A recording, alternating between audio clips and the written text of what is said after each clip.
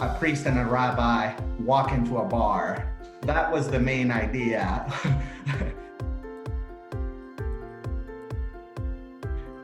Good evening, everybody. I welcome you to the third installment of Deep Dive with Rabbi Ariel and Father Javier. We're glad to be with you today as we talk about religion in the 21st century. A big topic, an unwieldy topic, one that we picked without really knowing what we were getting ourselves into probably. But we're glad you're with us for it tonight. I should say this is the third of a series, and this is our final installment for the month of May. So we are open to doing this again, and we're happy to take your suggestions. I don't know, I should just speak for myself, but I've had a lot of fun doing this, and I'm curious to see where we go with this beyond this last installment of this month of May. Yes, hello everyone, and hi Javier. Absolutely. I learned over the last few days that, Bet Shalom, my congregation, I wasn't even here, but about 20 years ago is when Bet Shalom finally got their own building, their own facility, and they built it, and that's where we are now. Before that, for some 15 years previously, this was a congregation that was looking for spaces where they would gather, and they did it at the public school. And I learned that for a while, they were gathering at St. Paul's Episcopal Church in Cary. No way. And I had no idea. Shabbat services and school. So there's a wonderful relationship that started way before even you and I were in the picture. And I am so glad that we keep it. In some way, we're going back to the future or future back and reconnecting with that. Yeah, no, I like this. And I actually really like the way that it sort of our histories kind of tied together here, because we're going to be talking about big sort of historical arcs tonight. Yes, I was thinking that, again, why is it that organized religion, and of course we are, both you and I and many people joining us, of course, part of organized religion in different ways. But what is it that is so maybe relevant or urgent to talk about, and what do we have to discuss? And I can tell you that from me, I never been that organized in life, or didn't believe that I need to have an organized path or structure in life. And over the years, I learned what a wonderful thing it is to have some organization in life, and not just in small things, but in the bigger picture.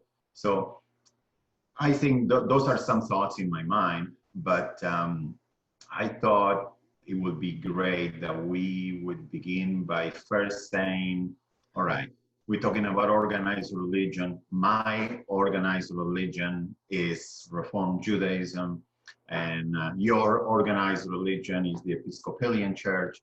And I think it would be great if we learn a little bit or discuss how do we specifically in our own different worlds got to be where we are. Yeah, I think that where the context might be helpful, and I think maybe to add a word as to why we picked religion as a topic, we really wanted to explore organized religion. What does it look like to belong to sort of a faith tradition? And we're going to touch on sort of the spirituality behind that, all the different themes of that, but we just really I think wanted to kind of nerd out about these institutions that we belong to, and try to navigate our way through institutions that we represent, and maybe at the same time have some, criticisms or qualms with just knowing that we could do things better as representatives of these institutions. So I think that's a great place to start.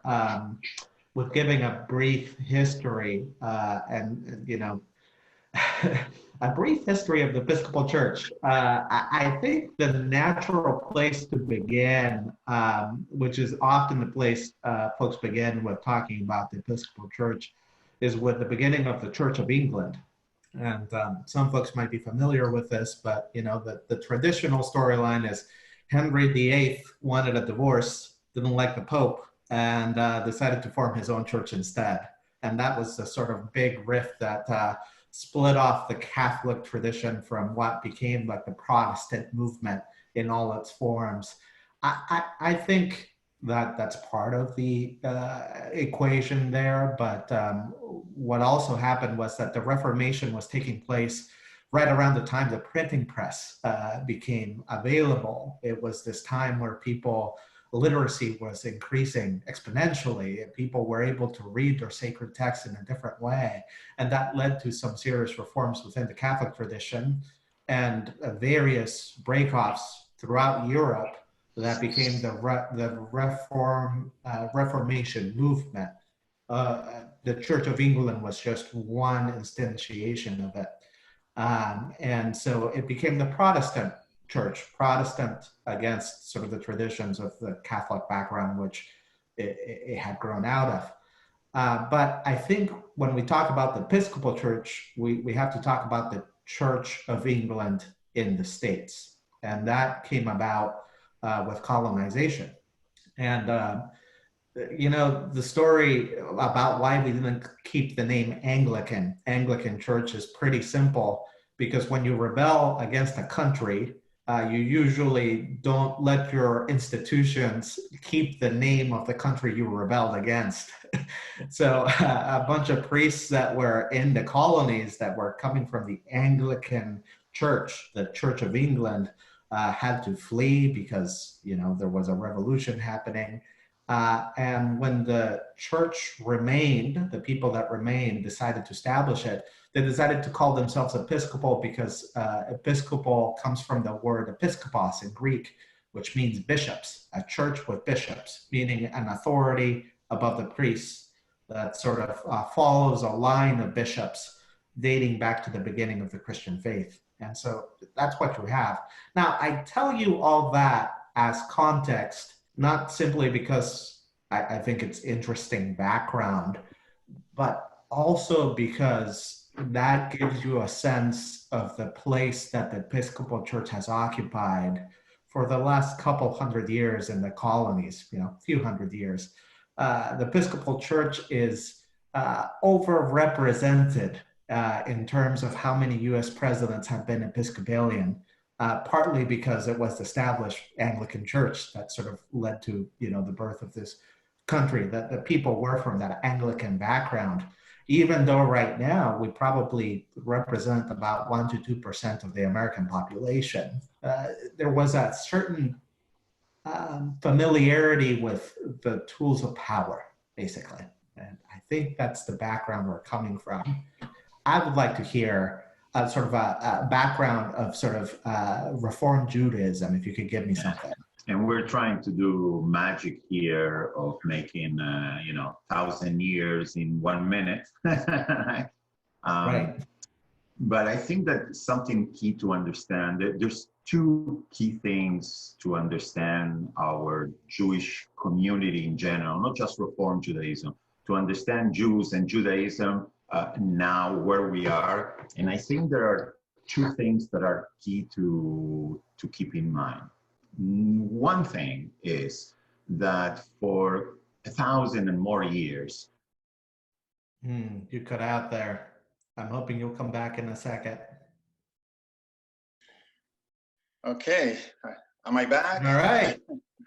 So I'll try to get back to what we're saying. So key to understand Judaism, if you were a Jew in England or in France or in Europe or in the Muslim world, 1,000 years ago, 500 years ago, through all history, you did not have a choice whether you wanted to be a Jew or not. You were it. You could not, if you moved to Barcelona, where I live a few years ago, if you're a Jew, you need to go and live in the Jewish section, the Jewish quarter. The segregation was such that as a Jew, You are Jewish, you're part of the Jewish community, and whether you like it or not, that's who you are. And that's who you are for the outside world, and that's who you are within your own Jewish community, right? So that obviously changed completely coming to America, because one of the amazing things about America is not only the separation of, you know, church and state, religion and state. You can practice whatever religion you want and we're all equal. But also the challenge is that in America, you're free not to identify as part of a religious community if you don't want to, right? I'm only Jewish if I want to. I'm Episcopalian if I want to be. And the minute I decide I don't want to, that's it, it's over, right? And that is a huge challenge for the Jewish community, because, you know, it's better to preserve a community when there's no way out, right? Hey, you're here, you're one of us. People now have a way out. And it's not that people need to literally say, I'm tired, I don't want to do this anymore. Sometimes, and this is, I think, one of the issues in the 21st century is, I don't know much, I don't care much, I don't do anything, and by not doing much, I'm already opting out. Right. Yeah. A different sense of belonging, you know, in the modern era. It's a different sense of belonging. And one of the things that I think is also very interesting about Judaism is, and this has commonalities with other traditions, but it also makes it different, is that you can be a Jew without being religiously Jewish.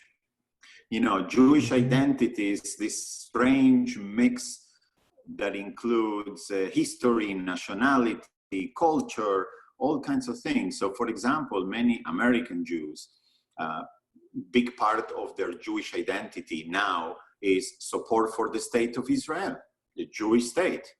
That's not a religious value. It's almost like a nation value, right? A generations, a belonging value. For others, and this is a large number, is being a cultural Jew.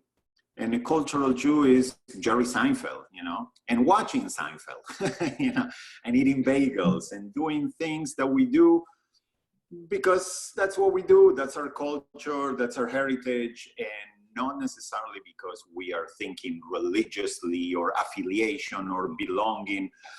It's just what we do. It's the accent we're born with, and we somehow carry it on. Yeah, you know, that's interesting. I feel like you're naming something not just of religious history there, but of racial identity in the American context, right? You know, there's an outgrowth of the, you know, the modern era where sort of identity has been displaced from the people and the lands that people came from to just be sort of like you're either white or black or somewhere in between. Racial identity has complicated conversations about who are the people that we belong to. But, you know, setting that aside for a moment, I was thinking, you know, so we're talking about sort of these big, broad swaths of history. But the other day, I was reading some of MLK's sermons, Martin Luther King Jr. sermons, and I found an excerpt that made me think of this conversation that I think some folks may have heard me mention before, but it just reminded me of how much has changed just even in the last 50, 60 years. I mean, not talking broad swaths of history, but it's from a sermon from the collection Strength to Love. And I'm just going to read you a short excerpt because I think this will lead us somewhere. But he's talking to an audience, talking about the work he's doing for civil rights and social justice. And he says, in this country, the role of church members is longer than ever before. This was sometime in the 50s and 60s. More than 115 million people are at least paper members of some church or synagogue. This represents an increase of 100% since 1929. although the population has increased by only 31%. I'm imagining the sermon. I mean, you often think of Martin Luther King having these words in his sermons that are timeless or universal, but I'm just reading this like your church rolls and synagogue rolls are longer than they've ever been. That's not the world I live in. And his point later on is an increase in quantity does not automatically bring an increase in quality. That's what he says. Like, are they really faithful? Are they living according to the precepts of the religion that they represent? I mean, he's not saying that it's a good thing that there's a bunch of people in church. But it's just such a different world, We're talking about sort of the decline in belonging to organized religion nowadays. And that was 50, 60 years. It is very different. And I think, I am reminded of maybe the good old days, of the 50s or 60s.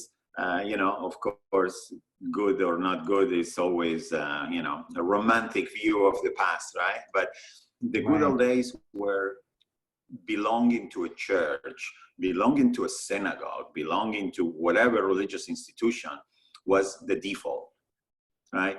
Everybody belonged to something. On Sunday, you may go to the Catholic Church, you may go to a Jewish synagogue, you will go somewhere, but everybody goes somewhere on Sunday, right? We all belong to some church. And I think that this is what the 21st century is already quite different, which is that now, I'm not sure that we have the default. Now, the default maybe I don't go anywhere, or the default is I go play soccer, or the default is, well, I don't know, if I find some nice people, I may join you, but I don't really have to, I'll do gardening on Sunday morning. I go walking, I go to a meetup. So that, I think, has changed when you had that social convention and expectation that, of course, you belong to some community. Now you don't have it. Right. And I would want to suspend judgment on, whether or not that's a good thing, because there's a part of me that sort of says, like with what Martin Luther King was getting at, belonging to an institution, a religious institution, doesn't necessarily mean that you're, following the precepts of the religion you espouse or necessarily being a better person in the world, so that there's, but I just think we're naming a distinct difference in the default, and just it's a descriptive task as opposed to like assigning value to it. And I'm curious as to how we think through this 21st century trends. How do you make sense of that? What trends do you see among people? So, not necessarily you or, let's say leaders of a church or, great thinkers, but what tendencies do you see around in our communities that you think are kind of different or maybe a new challenge to our religious life? Yeah, that's a good question. I think the way I would summarize it in just one line is that we're in an era, again, this is just from, this is armchair sociologist here. That's not my job, but I think this is an era of causes, not institutions, We've turned a corner where, people don't think of the institutions that they affiliate with so much as the causes that they espouse. And that's where their sort of contributions go, where their time goes. You think of sort of movement building around those kind of things. You think of philanthropy, not moving through the established religious institutions now, but through a lot of others. And again, not with, not necessarily a bad thing. Some things have been named about religious institutions, the corruption, the abuse that happens within them that has eroded public trust. But I think most of our sort of like sense of belonging has gone elsewhere. And, I kind of feel like this hits home for me as someone who's in his 30s and,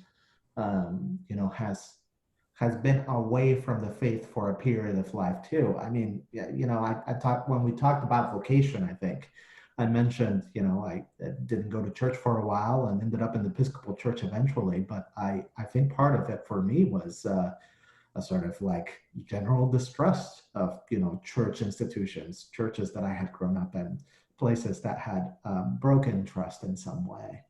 And, you know, working in the setting that we live in now, I thought, well, if, you know, the people around me can be very good secular humanists and like really, really great people without having a church institutions, then why, you know, why not me too? You know, like, do I need that belonging? And I eventually wandered back to church, not so much because those questions about institutions were resolved, but because I needed something that grounded me, that provided some sense of belonging beyond myself, some sense of knowledge of what, you know, the real ends of my life are supposed to be. And I find it strange sometimes as maybe a younger person that belongs to a church that represents the church, that there are maybe older folks that think that to attract people of my age group, they have to be sort of relevant in those ways that appeal to sort of marketing and branding and that kind of thing. And I think some of those things may hold true for some people, but I didn't want to go back to an authoritarian church. I didn't want to go back to someone telling me exactly what was what, where abuse happens. I did want someone to speak with conviction, to speak with authority about the things that gave my life meaning. And that's eventually what brought me back into organized religion, having a place where people had some convictions that bound them together across difference, you know, and that to me is something that goes beyond just affiliating by a sense of cause. I wanted a community, a sense of belonging. And I kept going Sunday after Sunday, and eventually, you know, I ended up here.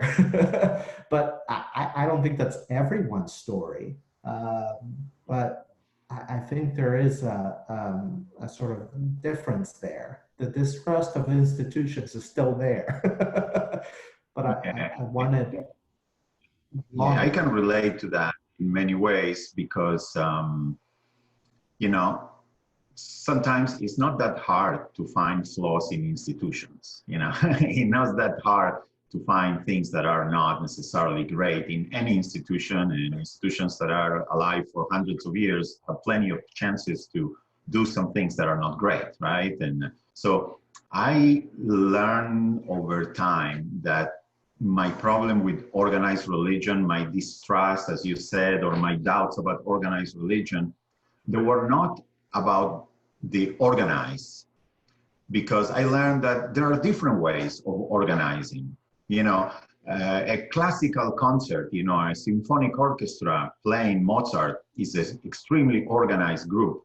But a jazz band where everybody is allowed to improvise and do all those kinds of things, it's also organized. It's a different kind of organization, right? It's an organization that allows for people's input, for change, for innovation. So I learned that my problem was not with organized religion, was what rigid organized religion. You know, for a religion that organized meant that, you know, my needs as individual are not top priority, or the needs of the community around, you know, institutions that take care of themselves or that are authoritarian sometimes. So I don't have that big distrust of institutions per se anymore, because I know that when people are disorganized, that doesn't necessarily make us better. Often it just makes us the same, but disorganized. So I think that the power of doing things in community and congregation of any kind is very big. And religion has, in addition to the beliefs or the values and all the very good things that we appreciate from a religion. Even if you take all that aside, just the fact that you get people acting together, people that otherwise may not even be together, right? In one same room doing something in common. That's not a small thing. I think it's of great value.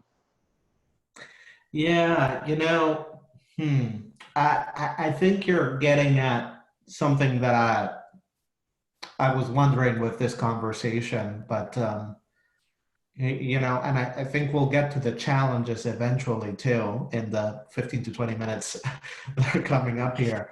But I was wondering, so this is a question that I ask people from time to time, and I don't think I always get a clear answer because it's a hard question to answer. But sometimes, before this time when we're on Zoom, I would look out at people gathered at church whenever I was leading a service. And I just wonder if you took an hour or two out of your day, out of your Sunday to come here, and you spend time and energy and effort contributing to this community in such meaningful ways, And we get into our squabbles and everything, but you invest time here. I often say, you do realize I get paid to be here. Like I somehow made it my job to be here. I'm just curious why church for you? What is the purpose of this institution for you? And often the answer that I get is, we really like X, Y, Z thing we do for others. And the question I always ask myself, what does it do for you? What does this thing, what does this mean to you? And that, I think, is a hard question to answer. I mean, I don't just get paid to be there. I like what I do. I enjoy being a part of a community doing that work. But I think that the question of the purpose of these institutions is what's most pressing in my mind. Yeah. To me, the word that comes to mind when you say this, and by the way, I had very similar experience. Typically our Shabbat services are Friday night, and if you go to services Friday night, you're very aware of one thing. In Carolina, every Friday night it rains. If it's gonna rain during the week, it's gonna be Friday night.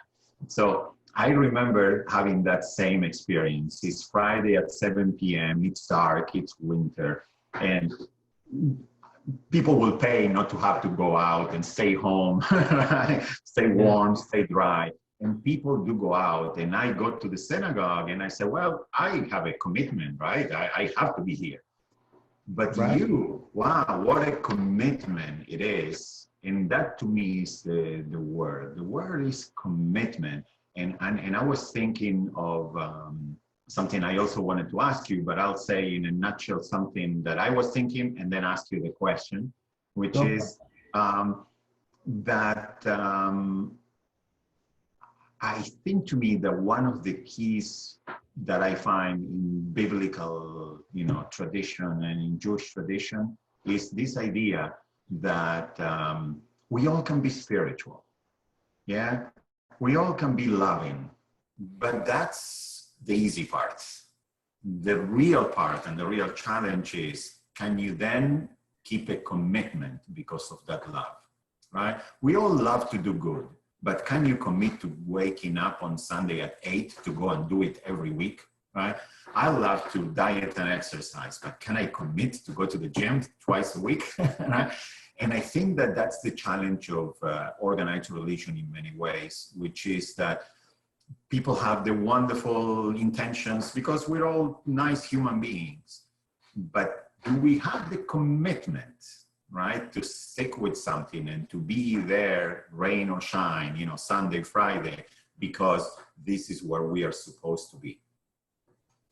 Yeah, I think of the word obligation. I had a mentor a long time ago point out to me that a person that was important to me, a professor of mine in undergrad, who I still get to catch up with every once in a while. But we were talking about obligation, and I think I was thinking about just my family obligations, honestly, and sort of this sense of, I owe something to the people that came before me, ancestors, But I remember this and I think about it in terms of belonging to a religious community too. Obligation has its roots in the same word that gives us ligament. It means to be bound to something, right? It's not just a duty, but it's like you're a body and you're moving together, and that in and of itself is a hard thing to do. I don't want to make light of the commitment that people make to show up, rain or shine sometimes, to a service that may not have the best sermon or the best music, but it is the thing that we do together. For me, the image that comes to mind is, I think I brought it up with when we talk about joy, but it's the book of Acts in the New Testament is this book that talks about the beginning of the church. And sometimes we use it as like, look how great it was at the beginning and look how badly we screwed it up. I mean, that's usually the picture that you get when you hear a sermon on the book of Acts sometimes, but I am always amazed at how messy that beginning was. I mean, it started out with arguments about who was in and who was out, how these people came together from different racial, ethnic backgrounds, what was acceptable and what wasn't. And I see the book of Acts as this like big exercise in negotiating dynamics among people that shouldn't necessarily be together, like that have no reason to be together other than this sort of binding together over a common faith value, and that kind of obligation to me says something about what I think the purpose of institutions that are religious ought to be, that commitment. Yeah, and I think that that's one of the big challenges. I think 21st century, I will call it, the postmodern attitude. And I think that's something that I see around, which is that I'm not obligated or committed to anything, because I can only be committed or obligated to what I choose, right? We have this culture of individualism and of choosing, and who has the truth? All of us have it, right? You go on YouTube, go on Facebook, and there you go. That's it. I find my truth. This is what I believe. This is what I'm going to do. And I don't like anybody telling me what to do. I don't want necessarily follow rules. I found this quote that I think reflects the attitude quite a bit. It's by Harry Day, who was a pilot, a British pilot. And he said, "Rules are for the obedience of fools and the guidance of wise men." And that's kind of the attitude. The following rules, we're above that, right? We can take guidance, but we eventually make the call. So I think that's a challenge for organized religion, because what does that mean? Do I need to do what the rabbi says? Do I need to agree with the rabbi? And I think that's one thing that in the image that we have in Jewish tradition, that as a Reformed Jew, I think particularly we cling to that, is that we are in dialogue. We're in conversation, and we discuss and debate. And hopefully one day the rabbi or our tradition will say something that catches your attention and inspires you. But if it doesn't, well, one opinion and it's one opinion. You're free. So we're trying to navigate that that dilemma between, okay, my commitment, my obligation, and my freedom to choose. I feel kind of caught between generations here, just in terms of, again, very much identifying with this distrust of institutions while having made the choice to belong to one and to represent one. So I always think of what it means to navigate that tension. As in, I don't want anybody to tell me what to do necessarily. I do want someone to sort of convince me, convict me, to tell me why this is important and meaningful. And so I wonder about that strange sort of push-pull dynamic that pulls us together and also makes us resistant. And maybe that's a good way to, just sort of name the challenges of this, because I think since it's not a norm, since it's not the de facto choice to belong to a tradition, I mean, the question is how would you make the case for belonging for a tradition? But more importantly, I think we have to answer the why, I don't think it's a case about, I think people have good reasons not to belong to the institutions that maybe they grew up in or they have left in their lives. And so acknowledging that reality is important for us to name what it means to belong to an institution in the first place, if that makes sense. Yes, and I think that what worries me is that I often see that people don't get to ask that question very often. Very often people belong to where belong because they were born there or because for whatever reason they started life in a certain tradition, community, religious, and they are in it. And eventually they may find that they're happy, or they may find that maybe it's not completely relevant. But I think that there are not many. It's a smaller group, those who then ask, okay, why should I be part of this? And I find that many people sometimes stumble upon that. Many people in the Jewish world, they weren't looking for a Jewish community to belong to. And for one reason or another, one day they met somebody, they got into this, and almost they stumble upon a religious community that when they get to know it, they find purpose and they find the reason to get out of the house and do those things. But I'm worried about the many people that, well, they're not looking, and when you're not looking for things, it's harder to find, right? Yeah, I'm just going back to Martin Luther King, just with that phrase, the quantity, I don't want to romanticize the past, when we had stronger membership roles. I think what the present moment offers us is an opportunity to think really clearly about what it is that we want to invest in institutions in the first place, and that in and of itself, I guess I'm not despairing because of the situation.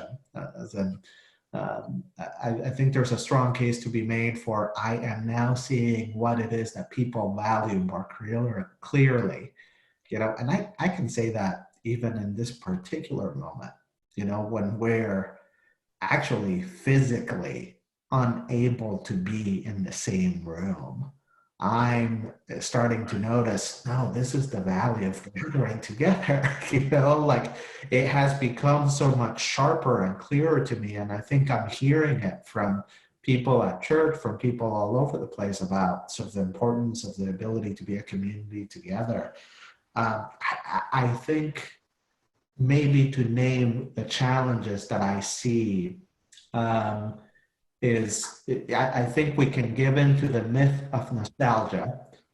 Let's make our church institution great again. Let's make our synagogue great again. Or we can also, and that has its problems, right? We can't go. That greatness is probably a romanticized version of what was actually going on. There's been some things that have been made public about the abuse and power dynamics of those places that are worth acknowledging and are not worth going back to. But there's also this other myth, I think, and it's the myth of progress, which is I can do this better than all the people before me. All those people back then, just didn't know how to do it. And there's a kind of a, so how do you, I think both of those things are rooted in a kind of fear, an anxiety of, either the past is something that I want to get back to, or the other thing with the progress thing is that people really think that they can make it in their own image, right? Like we take the thing and we can do it better than everybody without doing the collaborative work that it takes to discern the next step forward. I wonder if there's some way not to idealize the past or romanticize the future and just sort of like grab onto the present. What is this present moment offers us?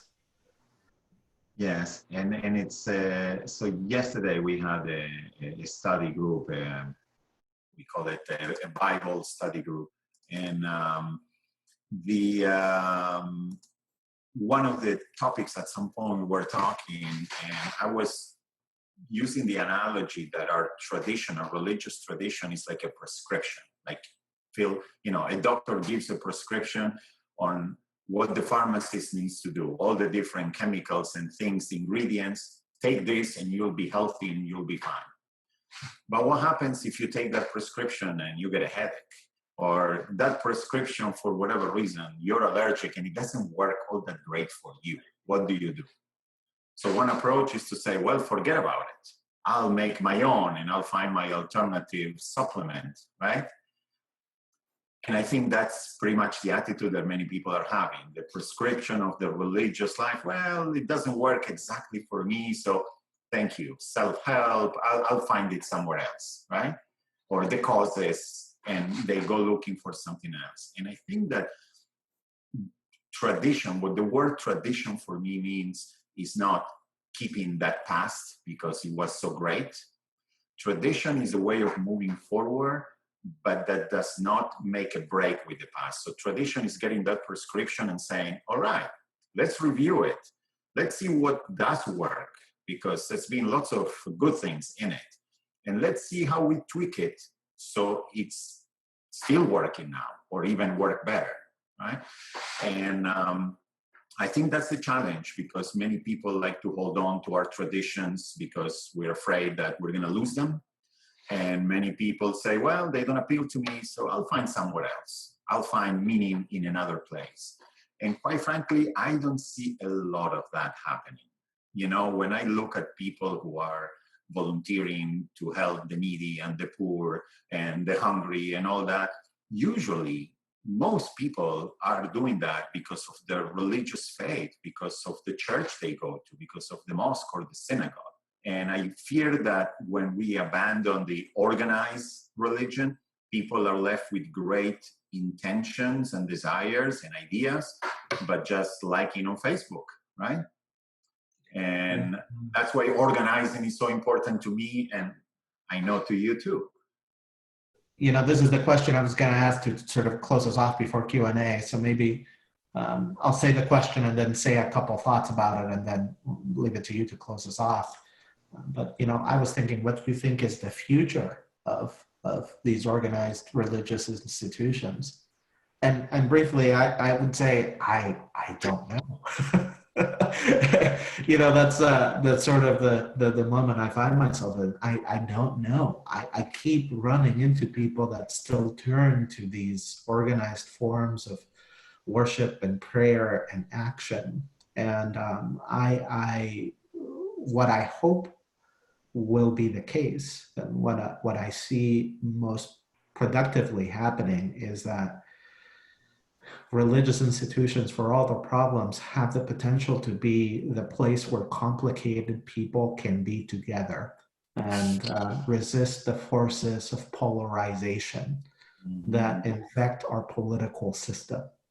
And that to be forced to reckon with somebody who may not have the same political views as you, but with whom you're supposed to build a common future, and to sit with them and pray, and to sit with them and do good things together.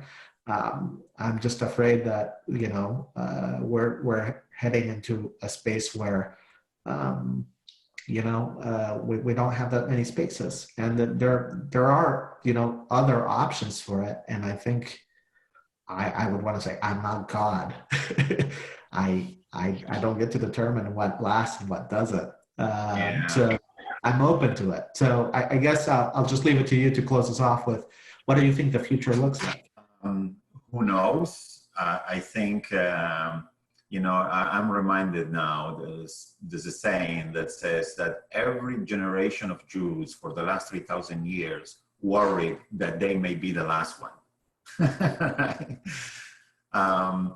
So it's natural to worry that what's going to happen, is any of these going to stay, and how, and all the challenges that we're facing. But what I'm thinking is, this is what gives me some kind of hope and also some kind of direction and purpose, is I think that the human needs, basic human needs, have not changed much in thousands of years.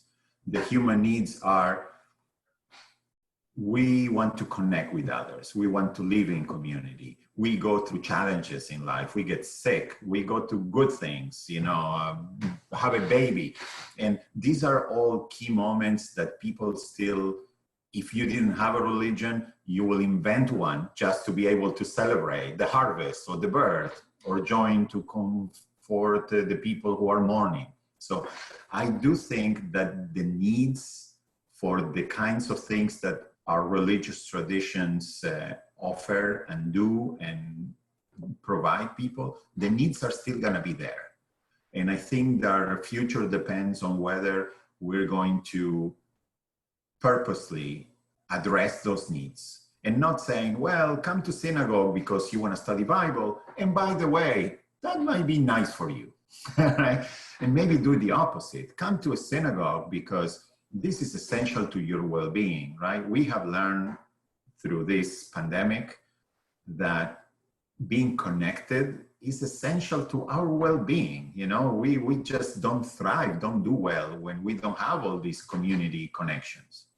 And I bank on that those of us in our religions that will embrace that and will make it very explicit to people. This is why you're here, right? You're here because this is the way to make your needs and your values and your ideals. Everybody wants to make the world a better place. This is the place where you can do that. And I think if we start with the big why, as you said before, why should I be here? I think that we will always have, if not everybody, there'll be those committed people that actually understand the value of why and will be there. I hope so. And I hope we'll be open to whatever the common value and common form of organizing becomes, wherever we go.